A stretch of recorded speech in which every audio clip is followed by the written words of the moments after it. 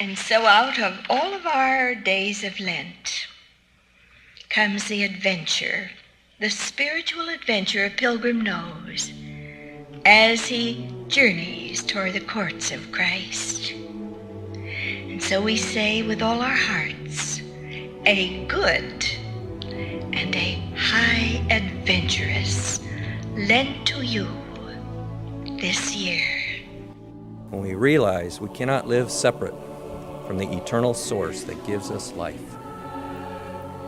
Our greatest need is always God, and to be present in God's love, to be seeking God through our heart. We are to be yearning for the nearness of God always. And I had a recent experience of this, which I'll never forget. I was a couple weeks ago traveling from San Luis Obispo to Fresno to give a training to police officers. And I was arriving in Fresno at about 4 o'clock in the afternoon. I was going to teach the next morning. And I was thinking, Yosemite I've been going to ever since I was a little boy, my favorite place in the whole world.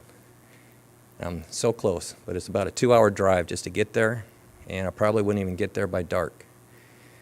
But I was feeling that nearness and need to want to be with God, because that place immediately draws me within. So I just went. And 2 hours to get there. By the time I got into the valley, I had 15 minutes of sunlight left. And there was snow everywhere. All the times I've been to Yosemite, I've never seen it more beautiful. Trees were completely covered in snow. The cliffs, the waterfalls with ice all over the edges, and it was so quiet. Imagine being in Yosemite Valley with about 10 people. I saw about 10 or 15 people at most. The whole valley, which is covered with several feet of snow. And it was 27 degrees. I didn't have a jacket or anything. I was walking around. I never felt the cold. It was just surreal. It really imprinted my soul with that presence of God.